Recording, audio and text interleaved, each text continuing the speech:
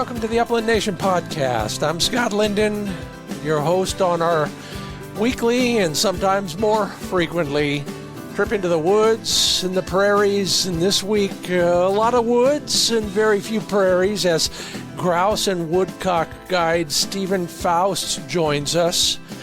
We'll talk all things early season. In particular, what you can do to cement your dog's training that you invested in over the summer while you're hunting, with an emphasis on pointing dogs this time. But Stephen will also offer up a whole bunch of great grouse and woodcock strategies, advice on where the best habitat is, and all the other things that will help you become a better hunter in the deep woods. Now, that's not to say that you can't apply that whether you're a prairie bird hunter or a desert hunter or anything else. Stephen has some great advice, incredible dog trainer, so be ready to learn something you'll be using this season. In our Fix It segment, I've got another place to start looking for new hunting ground. So stand by for that. And then in our social media, the discussion was massive when I asked the question, do beeper collars scare birds? Yeah, it's all coming up right here on the Upland Nation podcast, brought to you by Mid-Valley Clays and Shooting School, Trulock Choke Tubes, Purina Pro Plan Sport Dog Food, Sage and Breaker Gun Care Products, Cable Gangs, Tie-Out Systems, Pointer Shotguns, Heartland Lodge, and High Vis Sights.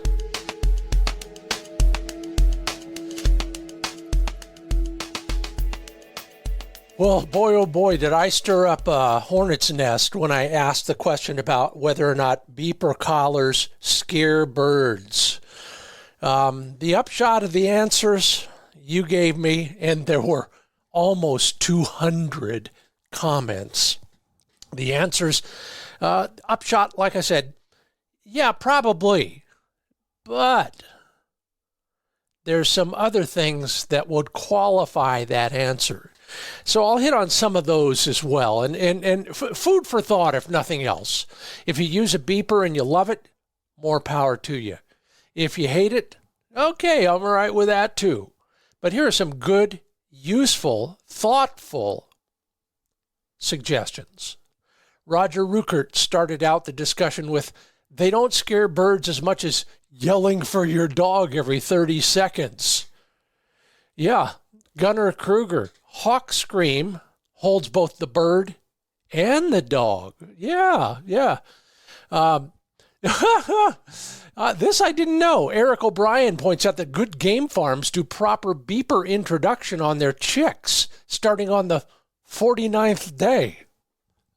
Isn't that when we bring our puppies home? I wonder if it's related. David Wilkie, my dog is more important than the bird. Sorry. Yeah, I think 100% spooks the bird, says Nick Stiegel on Wild Educated Birds. You need to be as quiet as you can. Yes, I think that's absolutely true. Michael Augello points out something that many of you also feel. I find it to be the most annoying sound. Part of the hunt is peacefulness. Beepers ruin that for me. Yeah. There's a lot of that out there. I actually wrote a story on kind of going silent once a while back, and there's so much value in that. I wrote it as the premise was the batteries went dead in my collar once, and I realized at the end of that hunt that it was probably the best hunt I'd have up until then, for that very reason. You hear the little birds, you hear your dog working in the distance. All you got to do is open your ears. And then all that other stuff that happens out there. Harry Hill, I hunt a flushing dog, so I'm deaf anyway. I wouldn't hear a beep. A train horn collar might work for me. Dave Bayer or Bayer, depending on its German or English origins. Dave says, I'd rather have the beeper scare the bird than some unethical hunter shoot my dog. Yeah. Good old-fashioned cowbell, still my go-to, says Dean Combs. so many great thoughts. Let's read this one from Keith together. The guy I was hunting with in thick cover with a dog on point beeped to locate the dog. 6 beeps and 6 flushes. Well, what does that tell us, everybody? No more beeps and no more flushes, he said, for that day anyway. Yeah, there's so much in this that we can, Grant Goblish has, this is what I came to when I was using a beeper collar. I can manually press the locate button. It doesn't need to beep all the time. Thanks, Grant. That's absolutely true. Great feature to use when hunting cattail sloughs in late season. Have I told you the story about one of my early GPS collar experiences in a cattail slough? Says Manny's on point. I'm walking over there. It says you're right there. There you are. And there he is. I can't find him to save my life. But it says I'm standing on top of him. So I part the cattails with my arms, and sure enough, there he is, pointing. A raccoon. Everybody lived to tell about it. No raccoons were harmed in the telling of this story. We went on to shoot a rooster and got a great water retrieve out of it as well. And if you knew Manny, that was probably the most notable part of it. Anyway, some great thoughts. If you're agonizing over the use of a beeper collar, go to the social media, any of them. Wing Shooting USA has the most comments. Actually, there's probably over 250 comments all told in all the pages. But that one has some great food for thought for everybody when it comes to beeper collars. Yeah, they have their place, and I'm the last guy who would recommend against them. Thank you to everybody who brought up some fascinating points. You all get extra kibble tonight.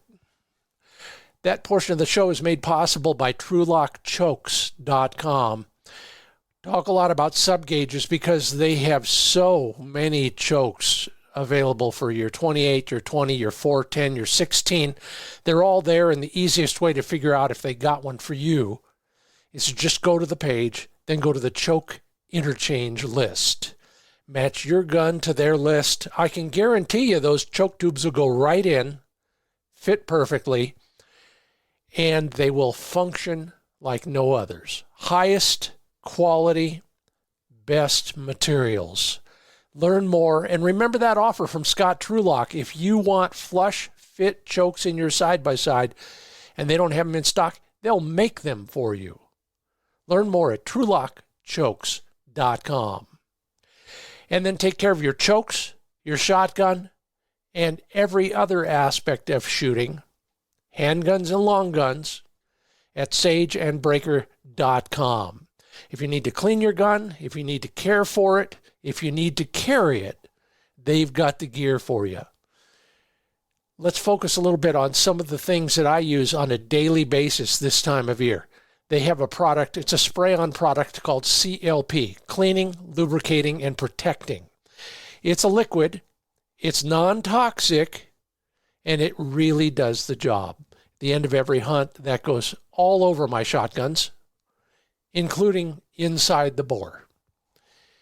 It repels dust, it repels moisture, and it makes everything just slip and slide the way it should. There's bore cleaning solvent, firearms grease, and all the equipment you need to take care of your gun in the field and at the end of the season. Learn more at sageandbreaker.com. Well, we're going all the way to South Carolina. I think it's North Carolina. Okay, southern North Carolina. Northern South Carolina, I don't know. Somewhere over there, because he's hunting there too. You know, he's in both of them, among other things. But thank you, and welcome to the program, Stephen Faust. It's so good to have you on board. I enjoyed our last conversation so much, and I'm sure we'll all learn something from this one. Why don't you tell us a little bit about your the pertinent parts of your background and where you're working in the fall and the winter and all the things that brought you to where you are today? Okay, well, thanks for having me, Scott. I really appreciate it.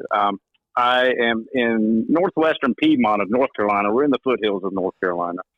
I grew up in Raleigh, and had a bird hunting dad. And we hunted everything, but as a young teenager, I just really fell in love with the bird dogs more than anything. And I've hunted deer with hounds and bears with hounds, and we had rabbit beagles and duck dogs and everything. I've done a little bit of everything in the sporting dog world, but my heart just really fell for pointing dogs at an early age. And I grew up with English setters and English pointers. And as I grew up, I got a little older, and I really like old-fashioned things. And I fell in love with the Gordon setters, I don't know, 30 years ago or so, and got my very first one. And just that was the dog for me. The breed, I love the way they hunted, their style, their pace, their off button. I really say that Gordon setters really have an on button because they turn off very well, and they just are good house dogs. But I fell in love with them and just, started breeding a little bit years ago and call them Stony Brook Gordon setters because they just sounded old fashioned and went from there. So here we are. I love it. And they've led you on a merry romp through the guide world as well. And we'll get to that in a moment. But I've seen your dogs work, and they are, they are definitely a different style than a lot of people have or want.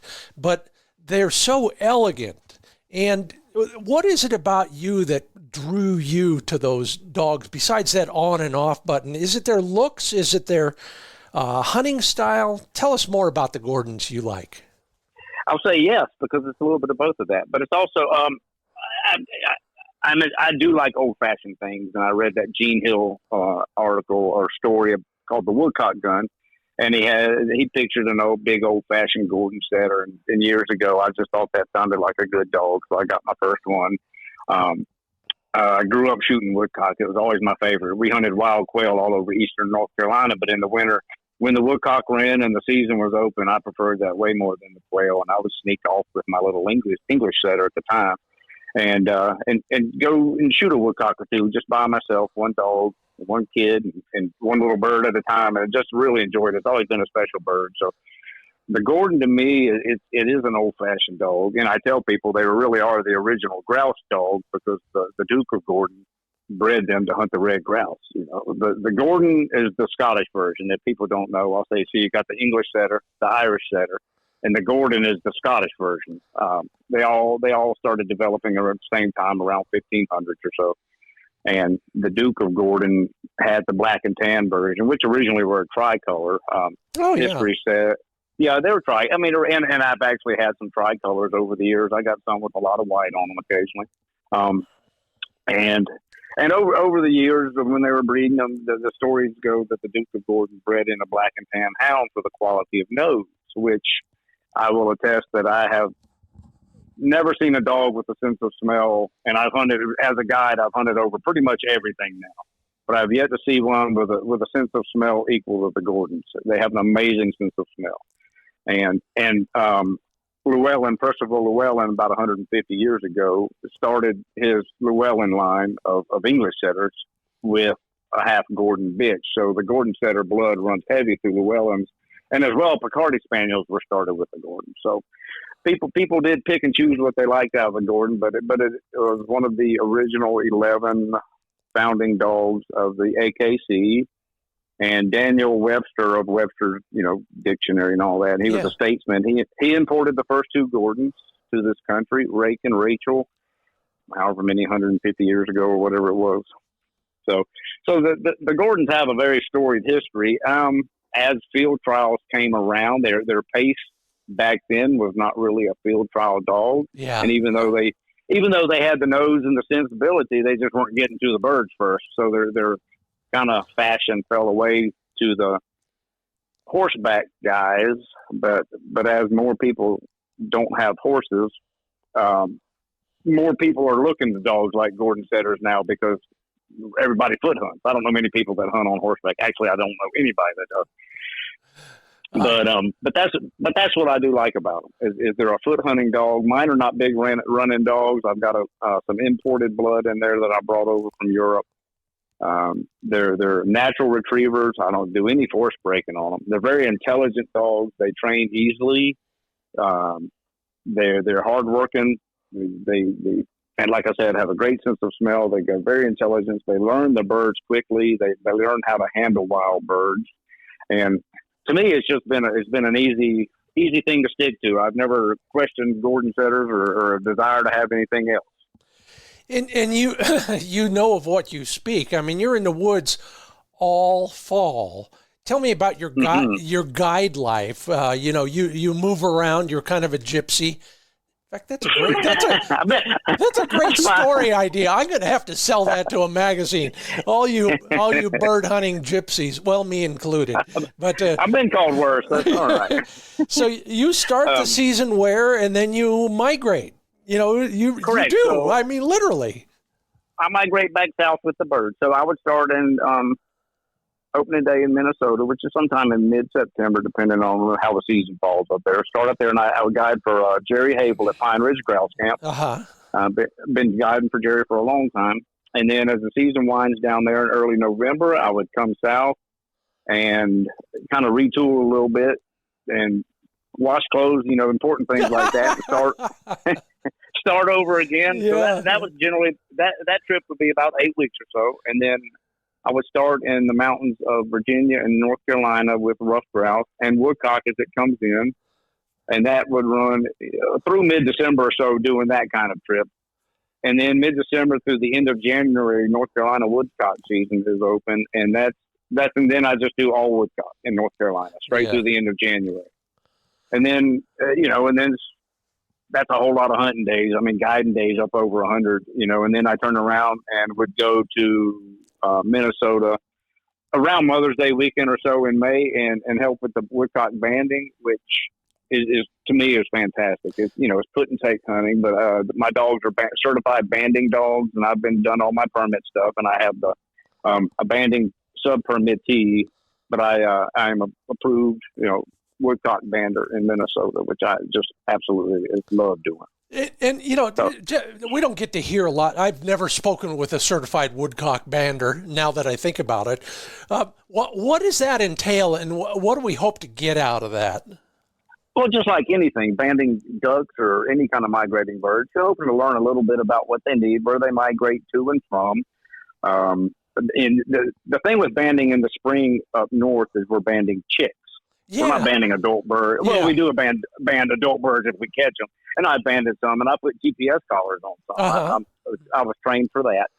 But with chicks, so right where that chick hatched, because we have to band them quickly within around 10 days or so, because then they start flying and they get more difficult to catch. So we, as the human being factor, we have to go through all the training and everything, and we have to pass tests, and we have to be able to show a proficiency of doing so. Mm-hmm. And then on the canine side, the dogs are to the hen woodcock, because they don't point the chicks really at first. They point the hen. She's right there. Yeah. And they smell her. But that hen sees that dog as a predator, just like it does a cat or dog or fox, bobcat, whatever. So she's gonna put on a show, probably drag the wing, look injured to try to draw the dog away. And that dog has to stand there and not move a muscle, because if it does, theoretically, it could step on a chick and do all sorts of stuff. So the dogs have to pass the test in the training field at Pine Ridge, which we use pigeons for that, to simulate a hen doing a hop flight, kind of like a little flutter flight, trying to drag the dog away. And the dogs have to stand, and it takes a lot of nerve for dogs to stand through some of the stuff those hens will do. Oh, I bet. I mean, it's amazing the stuff that we've seen over the years. Sometimes the hen will come back and fly right at the dog. I've had hens walk almost right under a dog. And you're sitting there and you got chicks in your lap, and by our rules in Minnesota, and I'm sure, but there are other states too, but in Minnesota, we have to actually, once we're there and assess the situation, we do go ahead and tie the dog to a tree just to be safe, that extra safety factor. Sure. But before you get there, that's lots of stuff can happen. So that's what it is. It's just 100% bird safety focus. Love it. You said something in there that I'm intrigued by, because I'm at the point where I could use some of this.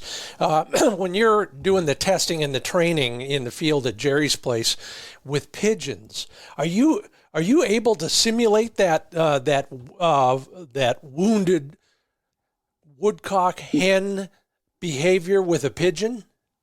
Pretty well. So what we do is tether a water bottle to it, not a whole heavy water bottle, but one that it can kind of get up off the ground a little bit. Yeah. And then the weight of it pulls it back down, and then it'll try to fly again. And it does flutter a little bit. Yeah. Okay. So in the old day, we would call it carding.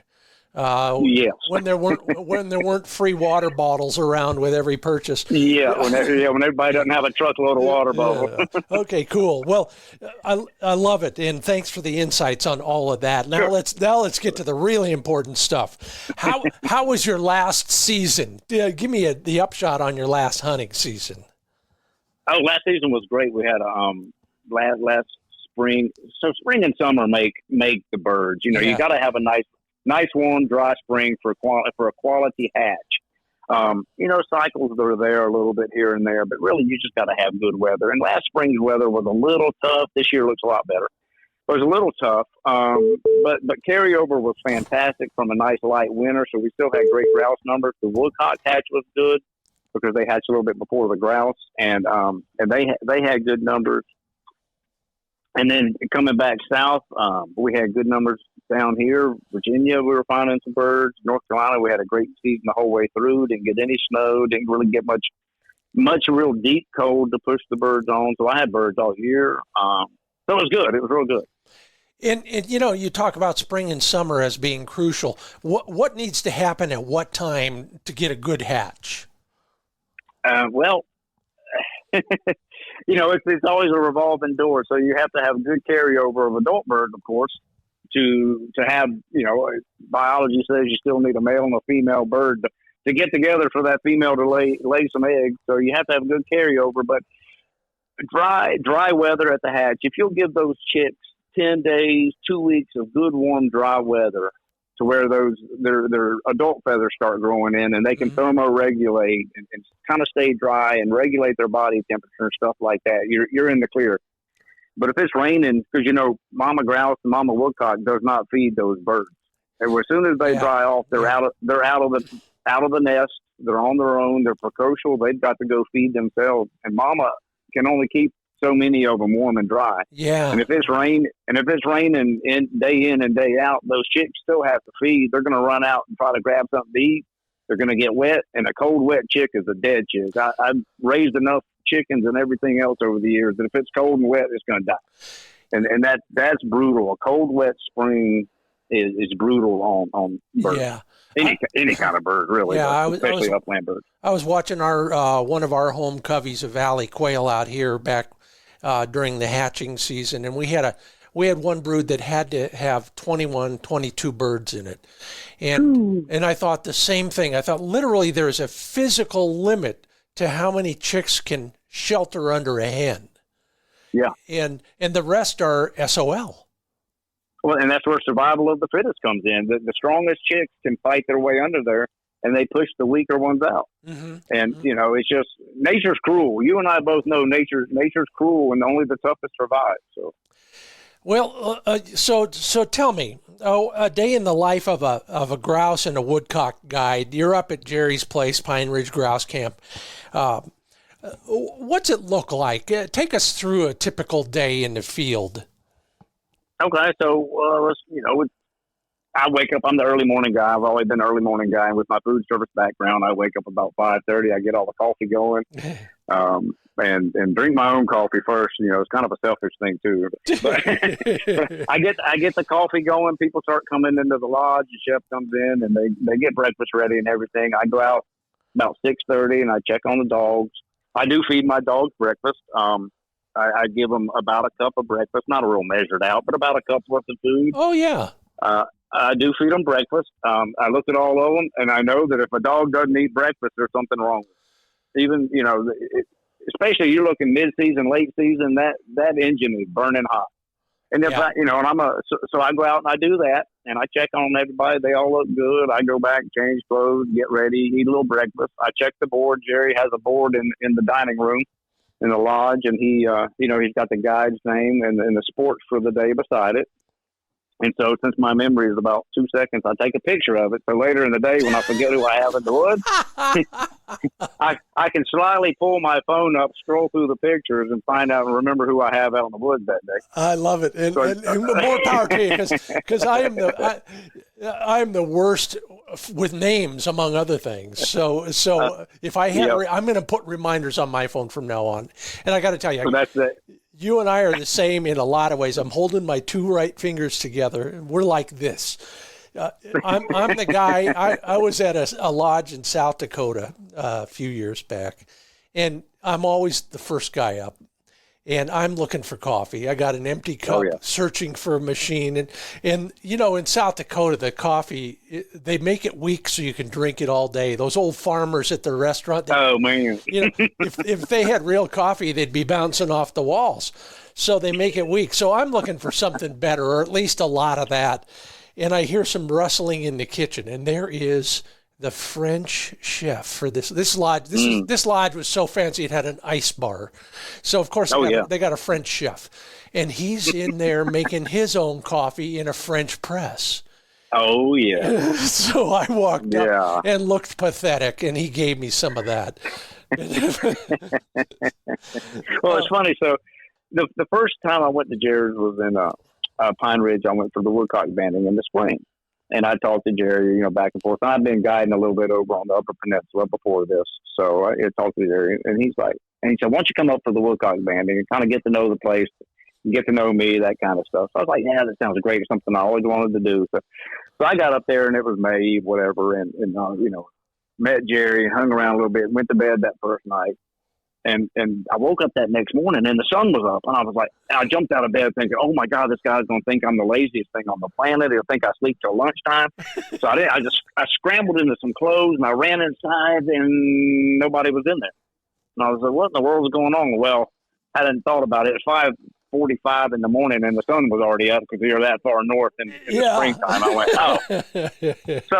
So from that day on, I started making coffee. Yeah. Well, at least you can control the quality that way. Yeah, that's it.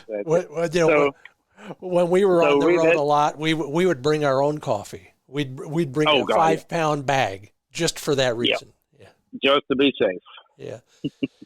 So you were out there and you got a sport with you, and you got your dogs are on the ground. What do you hunt more than one dog at a time? Oh yeah, always. Okay. Always. I like a brace or even sometimes 3. And why do you want more than one dog? Well, they're covering more ground. Okay, so it's all about being efficient. Efficient, you're exactly right. And I rotate my dogs around. They all hunt well together, except for a couple of the males that kind of get into a little bit of a pissing match. So I won't hunt them together. But yeah. So we leave camp around 8:30 or so. Go out and hunt till 1 or whatever. Eat lunch. But I'm running my dogs, and I generally got a cycle of how I run them. Who's first and what, and depending on the weather and whatnot. And I got some that don't like hot weather, so they got to go in the early season. They go early in the morning, that kind of thing. But so you got a guy or two down. Generally 2 guys hunting. I got my 2 dogs down, and I'm a very particular about my dog's manners. Backing is of utmost importance to me. My dogs, as a kid, Dad's dogs did back. They weren't steady to wing a shot. Mine are completely steady to wing a shot. They don't move. But backing was important to Dad too. Manners, you got to have manners. So that's something I start with my puppies right off the bat. I never let them waver. But the guys, I'm kind of telling them on the way out there if they've never done it before, how it works, what to expect with the dogs. And when you're hunting rough grouse, especially East Coast rough grouse, you're going to get some unproductive points. But the dogs are going to start zeroing in, and they're going to hit that scent. And I tell the guys, okay, the dog's going to move. I can read my dogs. I know what's going to happen. I'm like, okay, they're just letting us know this bird was here. We're going to move, and we're going to trail this bird. And I know, there's a couple of guys that talk big about, whether it's a true dog or a trailing dog, meaning a true dog, it only points. Yeah. Or a trailing dog trails out and points. Well, mine just do whatever. If they hit hot enough scent, fresh enough scent, they point hard. if they hit old scent that we need to trail out, they trail out. I kind of like to have a dog that just does whatever. It's smart enough to make the decision that what we need to do. And Gordons, like I said, are very intelligent, so they figure it out. Yeah, I use that excuse a lot with my dog, and it's not because he's so good; it's because he's so bad.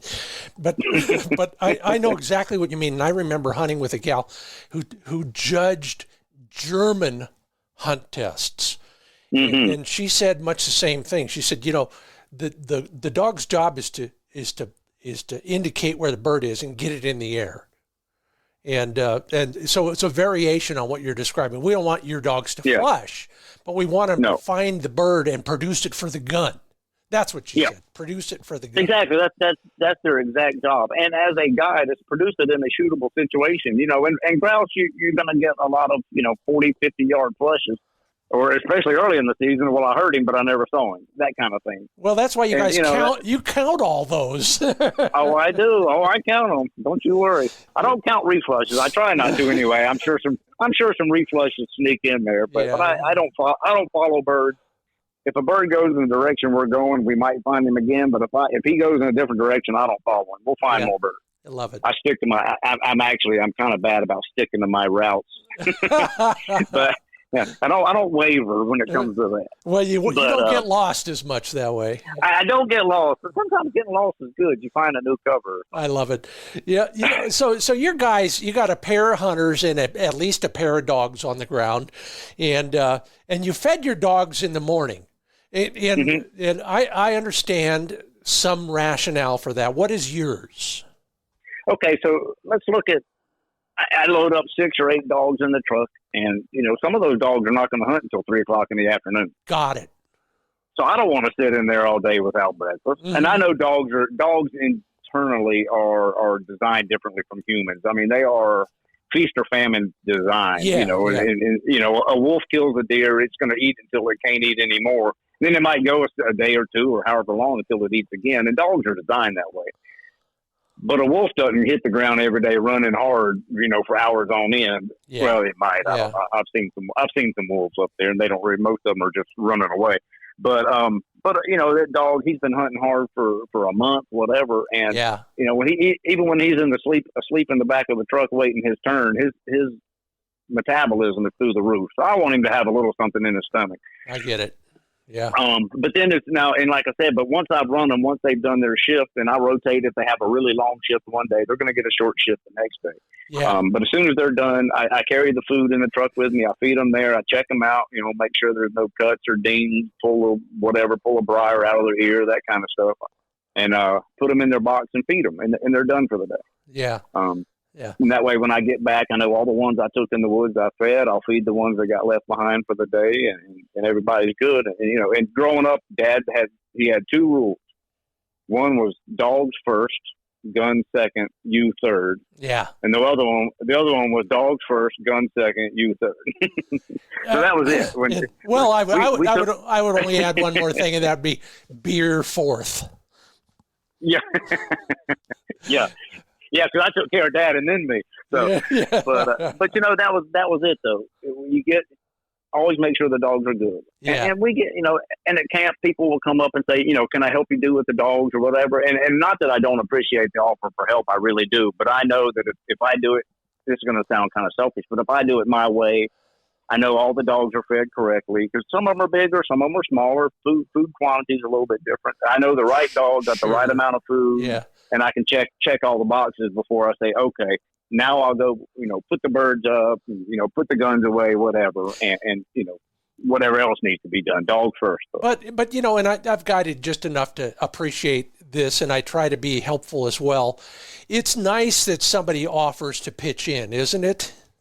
Oh, very much so. I do appreciate it. And there are things that we can do as a sport that are good and safe. I'm thinking about manning the shovel on a chain gang, for example. I can do that pretty well. But I would make anybody do that. But how do we become a better client to a pro guide? What are the things that would define the perfect? In fact, there's another great article. Note to Scott: listen to this and then pitch that to Gun Dog Magazine. But what makes a good guide client? Oh, it starts before you even get to camp. Yeah. Be in physical shape. This is, and grouse and woodcock, especially in the North Woods, it's different. It's, you got to be in physical condition so you can enjoy all day of your, most guys go to Pine Ridge and they hunt 3 days. That's probably, I would say that's that. Sure. And by by the morning of the third morning, lots of them, they're done. They're cooked. Yeah. Be in physical condition to where you can enjoy it. If you're going to take your dog, make sure your dog's in physical shape so it can learn. But also when you get there, and so you got me, you're in my truck the first morning and you've got a young dog or whatever, your dog's not going to beat mine. I'm sorry, my dogs have done this every year in and year out since they were puppies. I put up routinely for the last 4 years. I've averaged over 1,000 grouse in the air a season. Your dogs, just be honest and say, look, I want my dog to learn. Yeah. If we've grouse hunted a few times, I want them to learn as much as possible. What do I need to do so my dog can learn? And then don't be offended when I tell you. I had a good buddy, and he was a fly fishing guide, and he had a rule. He said it was a $500 for a day of fishing. It was $550 if you asked to help. Not that and not that I don't mind the help, like we just said, but I've got my routine and I've got my stuff, and I know. So once you're out in the woods, put your dog down and let it learn from my dog. Yeah. I don't have the best dogs in the world, but they're very good at what they do because that's all I do. I don't hunt prairie birds. I grew up hunting quail, but I hadn't shot a quail in the eon. I shoot rough grouse and actually I don't shoot much anymore, but I guided for rough grouse and woodcock, and that is it. My dogs are specialists, and if you want to learn a dog to learn how to point a woodcock, for instance, because they don't smell like gallinaceous birds, they're sandpipers. They're not gallinaceous birds, so it's a completely different smell for most dogs, and it takes them a little while. Yeah. But if you can have your dog under control to where my dog is pointing a woodcock, and sometimes I see it on the ground. I'll say it's right over there. Get your dog, tell it to stop. And people holler whoa, and they don't whoa. So have a dog under control, because if you can tell it to stop and go over and pick it up and bring it over here, put it right in that scent cone, and not worry about killing the bird at first. Worry about getting your dog in there, letting it learn. Down the road, you're going to have a much better dog and way more fun than you are thinking that you just need to shoot everything. Yeah. So, as far as being, just honestly listening to the guide and sometimes paying attention to what I'm saying, and I'm in my upper 50s now, and we have a few clients that are older, and some of them don't listen any better than some of the younger ones. I'll just leave it that way. Yeah, I get it. Is there anything in the field, for example, from a safety standpoint that you cringe, or worse? I was just watching a TV show of mine, and I remember we used to call it the guide crouch. Dog goes on point, bird gets up, guide goes down, and it's a smart move almost all the time. I don't care where the guide is in relation to the bird, the dogs, and the shooters. But from a safety standpoint, is there anything that we can do better? Stay calm. Everybody gets so excited when a bird flushes. It's just a little bird. It's supposed to be an enjoyable walk in the woods. You don't have to kill it. He's not coming after us. So just stay calm and realize that if it's not a safe shot, don't take it. Yeah. Don't even swing. But yes, the guide crouch is something you develop very quickly doing this, and it's something I actually catch myself doing occasionally when I'm just by myself in the woods working dogs, because it's such a habit. But I have seen, I don't wear, I shouldn't say this probably, but I don't wear ear protection because I cannot hear the bells. Yeah. I can't focus. And even though I do use GPS as well, I listen to the bells for the constant feedback, because I know exactly where my dog is, which direction it's moving, how far it is. And as soon as it stops, when my dogs, sometimes your dog stops, it just wants to know where you are too. Yeah. So if a dog's out there 40, 50 yards and it stops, I'll say the dog's name. If it doesn't move, we go to it. And that's about that. It takes 2.5 seconds for the GPS caller to tell my phone, because I use that one that's on the phone, to tell my phone that the dog has stopped. But I'm already walking towards the dog at that point because Yeah. I know about where it is and I know its point.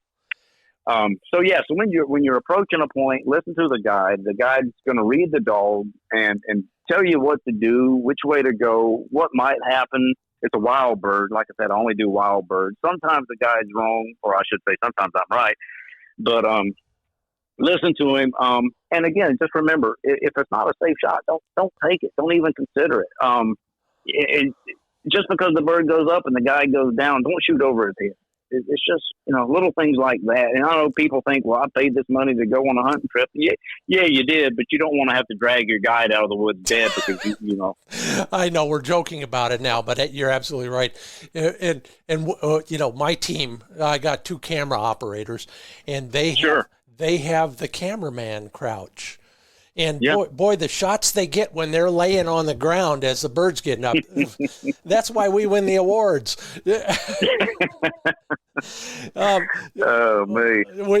We've got so much more to cover. We're down to halfway through our discussion, and we're hardly getting started here. So this one might run a little long, and I hope you don't mind because I sure as heck don't.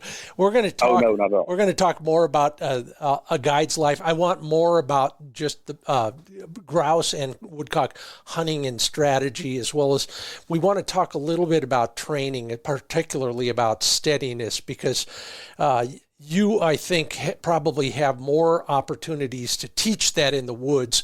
And what we want to talk about finally, which we'll start with, if I remember, after the break, is the things we can do as dog handlers early in the season that will help our dog remember the stuff we trained them on all summer. So that's all coming up after the break. That's Stephen Faust, pro guide up north and down south. I'm Scott Linden. This is the Upland Nation podcast. We'll be back with Stephen in just a moment after a break, including this from Pro Plan Sport Dog Food. Yeah, it's the only brand that fuels the most sporting dog champions. I mean, across the board, it doesn't matter what the event is, but as well as I, dogs need a certain amount of nutrition.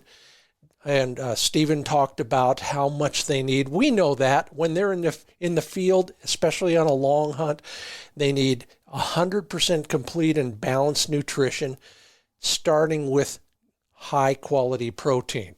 The right proportion of protein to fat is critical. It's all there in Pro Plan Sport Dog Food. You want to learn more about the science behind the nutrition, then just go to ProPlansport.com. And I don't care what kind of bird you're shooting at. You want to shoot better? Maybe a pointer shotgun should be in your future. Whether it's the new FT12 semi-auto or any of the other configurations, side-by-sides, over and unders, they've got them all. Check out the entire list in all gauges at pointershotguns.com. And then shop a little bit for the things that you like. You want one with a Cerakote green barrel? You can have it. Case-colored receiver? You can have it. It's all available, and right now there's a lot of them in stock at dealers, including Bass Pro, Sportsman's Warehouse, Cabela's, Turner's Outdoorsman, and hundreds of independent gun dealers around the country. Start your search at pointershotguns.com.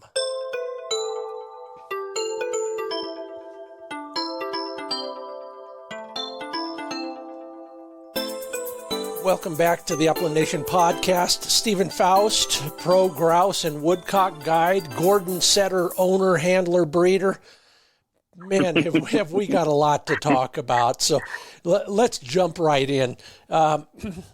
Whether it's your dog or a client dog or someday I get over there and I do something with you, my dog's beyond hope. But the others probably could use a little bit of help. Early in the season, we've worked so hard all off season to get our dog to whatever point we want it to be. Steadiness or any other aspect of the hunting job. What can we do in the field? You mentioned one thing that I really am a big believer in, but I'm going to let you mention it again. I'm not going to give you a clue, But what can we do to help our dog remember the stuff they learned over the summer? Well, I'm not quite sure what you're referring to. I'm trying to figure out what I mentioned. I sound really smart, but I like dogs. One thing I like about the Gordons is just their intelligence. I don't spend all summer retraining my dogs. They learn. When I go to Minnesota, I would take my son's dog, and I gave him a dog for their wedding gift. That's what everybody wants, right? A fully broke grouse dog. At least but half of the happy couple does, yeah. Yeah, right. But and he hunts a little bit over the winter back home, but not. He doesn't do anything with her in the spring and summer. She is a certified woodcock dog if I ever took her back. But she spends plenty of time wearing a sweater vest and sitting on the swing. But the first day I'm in Minnesota, I put her on the ground. She'll go out and she'll stick a grouse like she's been doing it all year.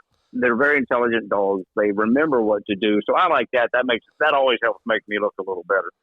But if you got a young dog and you've been working on the most important thing to me is stopping when I tell it to and coming back in, or recall. Kids call it recall nowadays. Yeah.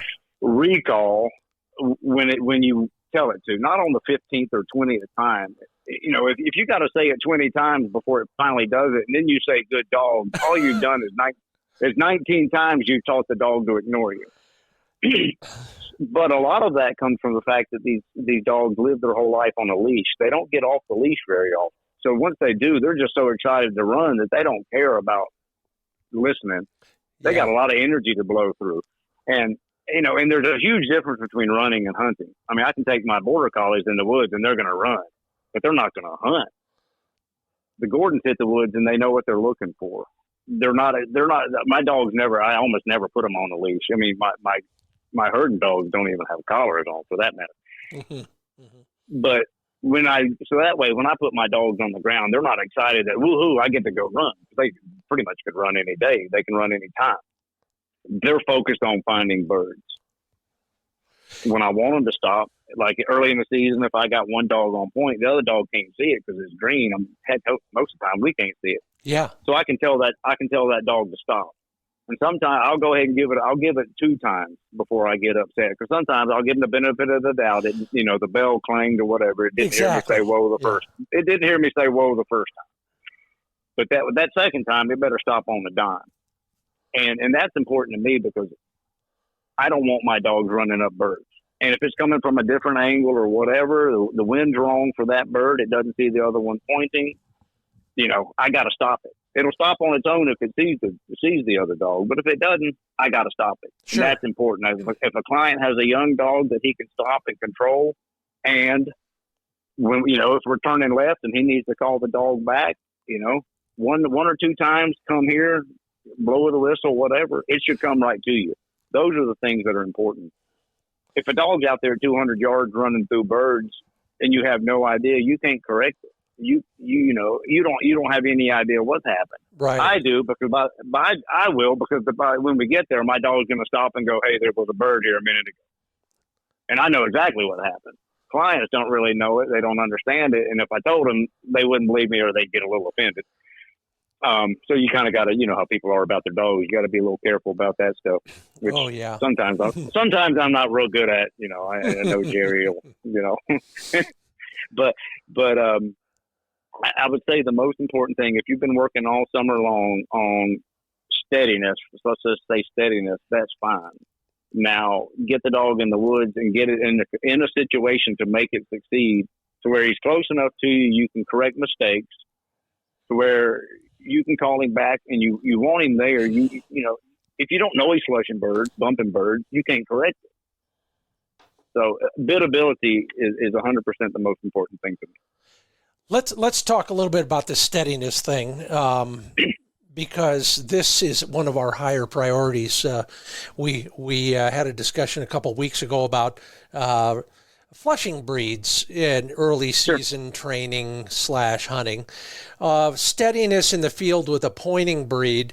What can we actually do at that point, and how do we anticipate the ability to do that? We got a dog, we're not sure. He might point that bird or he might not. What can we do to help? You know, the biggest thing you can do to help is leave your gun in the car and work the dog. Yeah. Quit worrying about killing birds. So many people just they don't care about the dog work. They want to kill birds, and I call that the social media effect. They want to put all those dead birds on a tailgate with their dog and make everybody think the dog had a great day. Where in truth, the dog didn't, but nobody cared because they just wanted to kill birds. Yeah. And I've had people tell me that plain out. No, I want to kill birds. I don't care so much. That kind of thing. Yeah. I've been to those places. Yeah. Yeah. Yeah.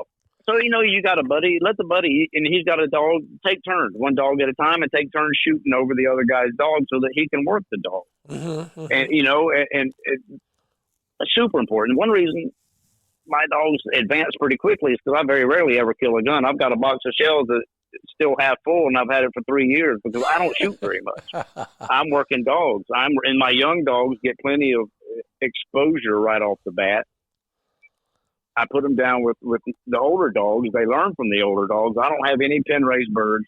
I don't train on pen raised birds, so I don't teach them those bad habits I think pen raised birds can teach. But everybody's got their opinion on that, so that's fine. But I never let my puppies chase a flush bird. I never let them chase. Okay. But so they don't know they're allowed to. It's nothing I have to turn around in a year 2 or year 3, go back and try to fix because they've never been allowed to chase. So honestly, they don't even know they're allowed to. Well, tell me how you do that, because this is where the rubber meets the road.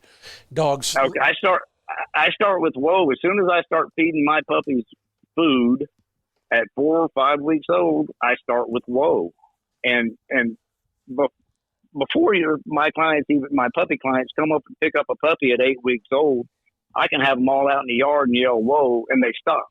They might not stop on a dime like an older dog, but they stop and they look at me. They always like, wow, why are we whoaing out here? We normally whoa when it's time to eat, but they stop. Yeah. And I don't make them stand there forever. You know, I just, a couple seconds, and then I call them to me. So, my 2-3 month old dogs, I can stop them and call them to me right there. So that's only going to translate the pure biddability once I get in the woods. And there's no shot collar, there's no collars at all, there's no whoa post, nothing at that point. It's just all an understanding of stop and wait.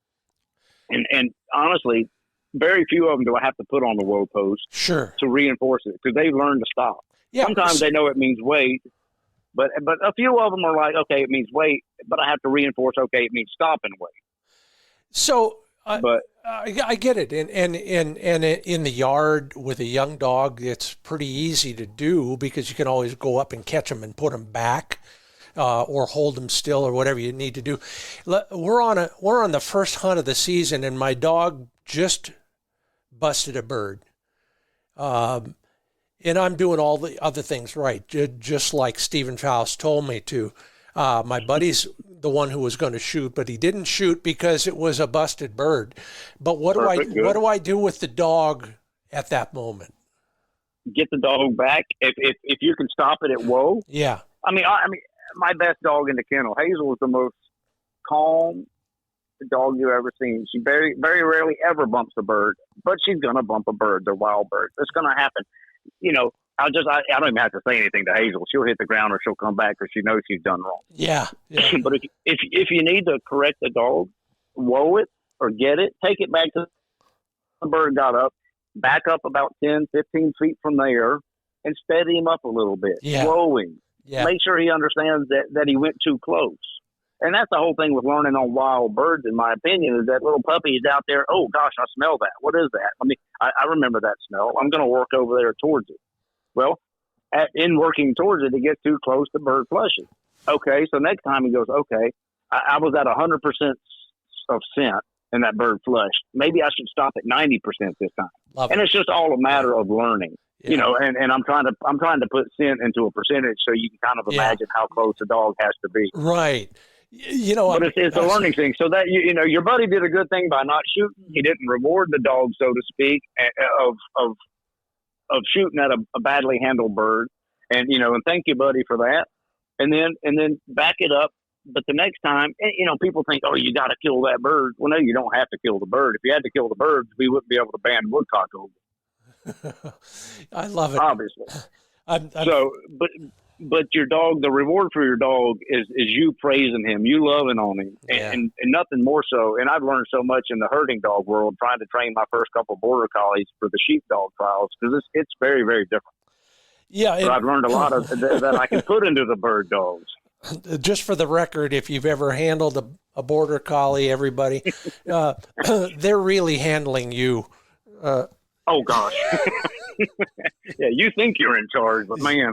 and you think the black and white ones are bad. Just wait till you find a brown and white one. Oh my heavens! Oh. But they're a joy to watch. I love them all. Oh yeah. Oh, no doubt. I remember we were at a certain point in our training with my current dog, and he crowded a bunch of birds. I was simulating a covey flush with a bunch of training pigeons. And you know as well as I, they come out of the box and they wander around and they wonder what that thing is over there, and they start walking towards the dog, of course. So he crashes in, puts them all in the air. Luckily he didn't catch any. And he's 10 yards away from me, heading for the birds, and he realizes, oops. And he comes all the way back, looks at me, and then goes back on point. Yeah. And I couldn't, at the time I thought, well, that's kind of cool. Afterwards I talked to a pro and he said, well, that's what you're hoping for at some point. He's self-corrected. Yeah. Yep. And I think that's the joy of wild birds if we have the chance. Some of us don't, but we can do things and we do. By the way, you can. Yeah. Hey, everybody, you're listening to the Upland Nation podcast. I'm Scott Linden. I asked a dumb question. The smart answers come from Stephen Faust, pro rough grouse and woodcock guide, Gordon setter, breeder, trainer, handler, and all-around good guy, as you know. Switch gears, Stephen. Let's go to some of the things that will help us humans become a better grouse and woodcock hunter. When you're looking for places to go, take me through the drill. We plop you down. Hey, I put you in in South Carolina just now, and you don't know from Adam where to go. What are you going to look for?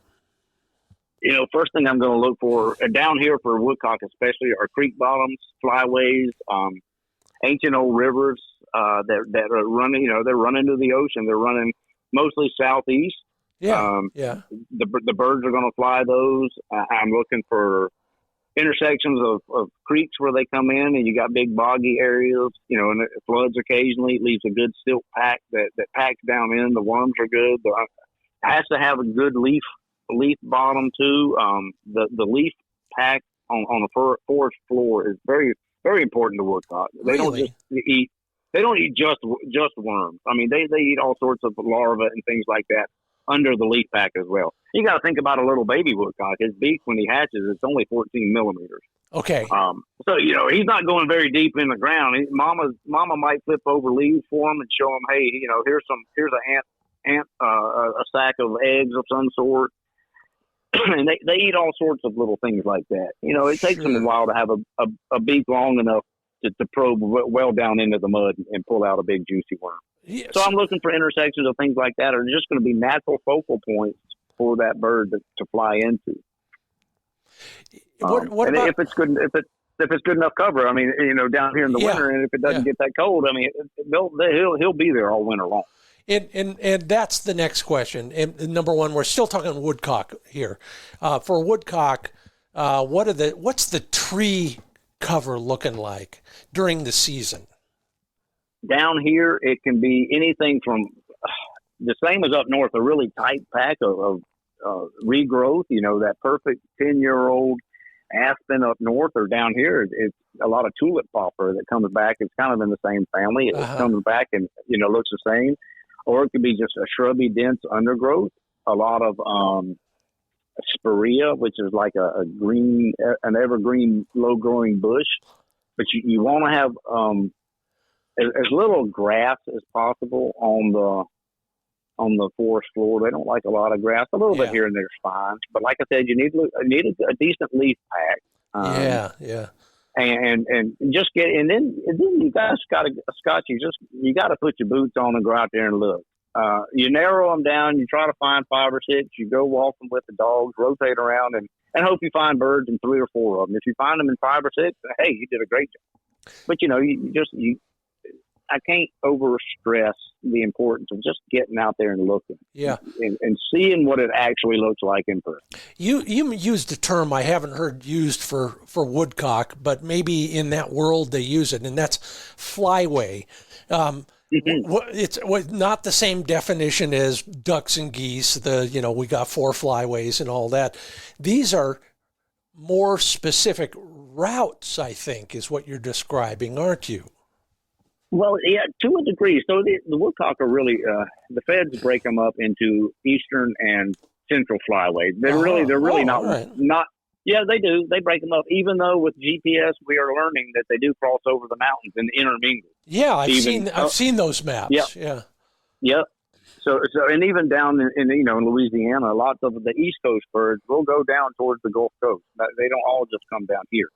But so my dad grew up in Winston-Salem, North Carolina, which is only half an hour east of me, and he shot woodcock along the Yadkin River through there.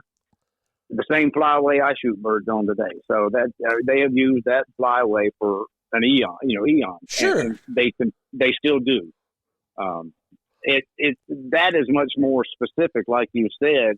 The greater, they're in the eastern flyway, but that river bottom is their. Maybe we'll even narrow it down and say it's their fly pattern, their fly course, or whatever. Sure, and they don't mind, and I've seen them in the air and loose 2s and 3s. They don't migrate like ducks in a whole flock.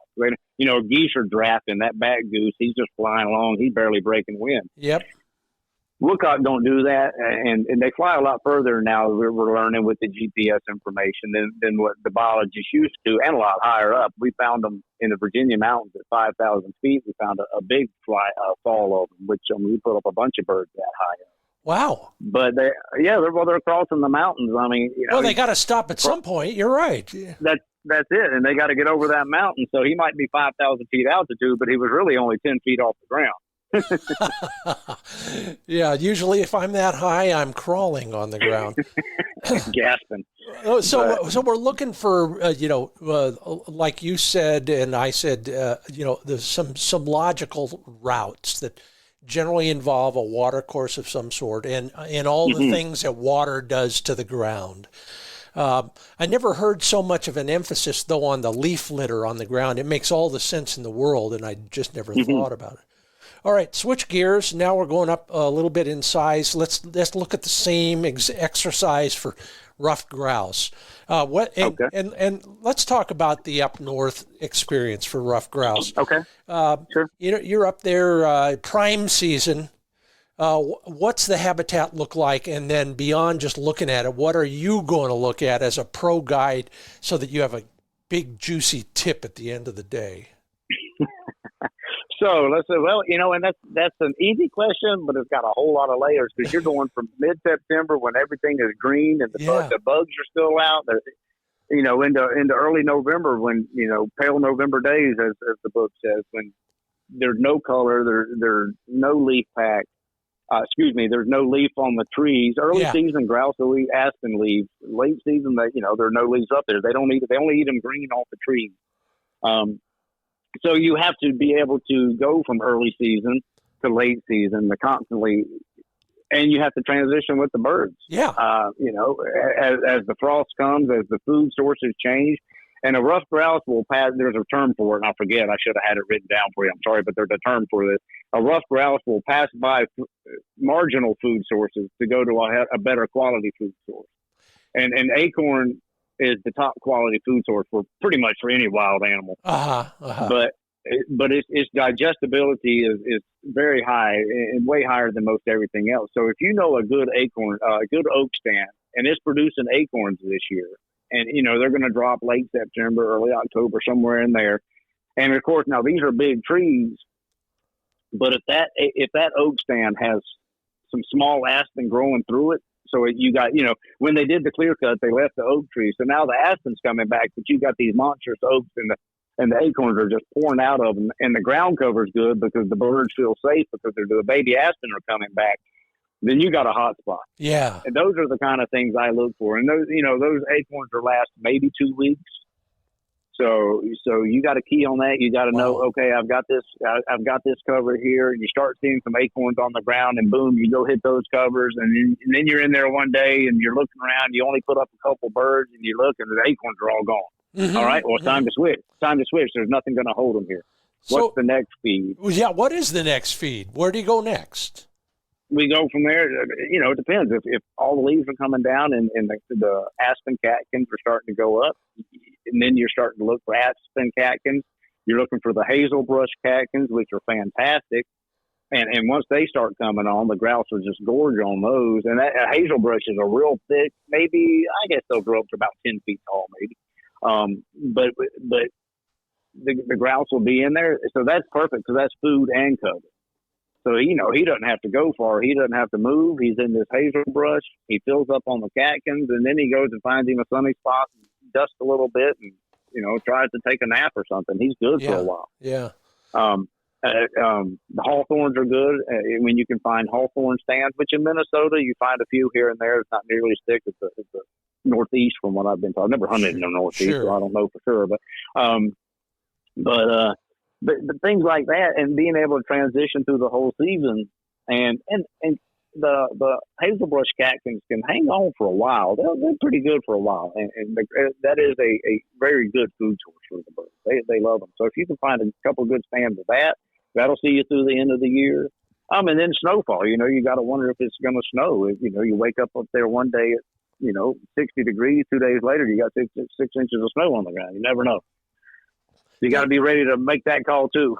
Does the snow push the birds to a different part of the forest? Depending on the depth of it, it can push them into the trees. It can push them into the spruce trees for cover. Yes. Mm-hmm.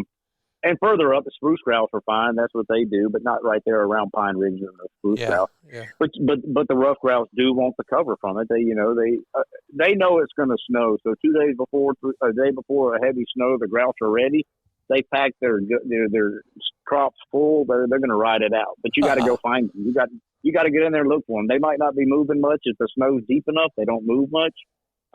They're going to ride it out, wait for the sun to come out and warm up a little bit, and then you got to hit those spruce stands to get under there where the ground's still kind of clean. The birds are in the spruces. So yeah, you just mentioned something that I've always thought about. I've never asked a biologist. I think those birds figure out. They feel it a day or two in advance when the weather's going to get bad, because they eat with a dedication. They don't eat the rest of the day, the rest of the year. Yeah. They are, like you said, stocking up just in case, aren't they? They do. I think it's a pressure. Everybody says it's a pressure change. They can feel the barometric pressure change, and something in their little brain tells them, "Man, I better eat up." I don't know why, but I'm just going to eat until I can't pack another berry in there or whatever it is. Yeah. But in the early season too, you got to realize there's so much food and there are a lot of birds too. That's the birds are at their highest point. All the young birds are still alive. Mother Nature hasn't taken out all the dumb ones yet. Things like that. Yeah. But being able to focus on whatever it is that day that they seem to want to eat the most of is key. And knowing where some berries are, some hawthorns, is key. How about strategy for roughies? We got dogs on the ground. You got a client or two trailing behind, huffing and puffing or tripping over deadfall most of the time. You're going to look at a little different kind of cover for roughies than you are for woodcock, aren't you? Correct. Yes, sir. Is it going to just be older trees, or is it going to be something different in the topography of the ground as well? Actually, it's going to be a little bit older trees, but it's also going to be a food source. Where's the food? What are they eating? Like I tell people, you don't go goose hunting where they're not going to come in and land to eat. A cut cornfield is a goose magnet. Same thing with a grouse. You got to find that food source and key off of that. You don't have to necessarily hunt that one little hawthorn. That one little hawthorn stand, but hunt around it. The birds are going to be there, whether they're coming in to feed or walking away from feeding. Yeah. Key around that. and honestly, and we have a few clients at Pine Ridge that come from out west, and they want to shoot woodcocks. There's none out there. It's an eastern bird. Sure. And other than that, other than those folks, we generally just don't go really concentrating on woodcock because you're going to find them. You're going to find enough. I mean, the limit's 3. It's they're still the population is still kind of starting to rebound a little bit, but the limit's 3. You're going to get your opportunity to shoot 3. That's not a problem. So most of us go out looking for grouse, and with woodcock in the back of our mind that we'll swing down here along this creek or along that branch over there. We'll put up a few woodcocks, and you still have some fantastic days of 40 to 50 birds in the air on woodcock alone. So they got plenty of opportunity. They've been my saving grace on virtually every upper Midwest grouse hunt I've ever been on. And I have the trophy alder branch to prove it. But this has been fun. We'll do it again. But I can't leave you without Stephen Faust, professional grouse and woodcock guide. I can't leave you without asking you a couple more basic questions. The biggest dog training mistake you see in client dogs, or that you see when you're working with people outside of the guide situation? What do we do to screw up our dogs? You train your dog to ignore you by repeating commands. Honestly, you repeat commands over and over and over and over and over. And like I said earlier, on the 19th time that dog finally listens to you, and you say "good dog," it's not a good dog. You train that dog to ignore you. And honestly, and I've seen it firsthand. The dogs, a guy standing there hollering and screaming at his dog. The dog's ignored him because for the first 2 or 3 years of that dog's life, he ignored you. Then you never did anything about it. You trained him to ignore you, so he's just ignoring you. So you've got to back up your commands, and it's called a command, not a suggestion, not an idea, not a hint. It's a command. Back it up. Back it up from the get-go, and you won't have that problem. I love it. And then last and possibly most important, what piece of gear do you bring that you find having the most value to you on a hunt, whether it's your own hunting or along with a sport or two, a piece of gear that we might not have thought about bringing? A good pair of boots. Yeah. You better have a nice, comfortable pair of boots. This is not a dove shoot. You're not going to sit on the tailgate. You're going to walk 10 miles, not on trails. You got to be comfortable. You have to have a good pair of boots.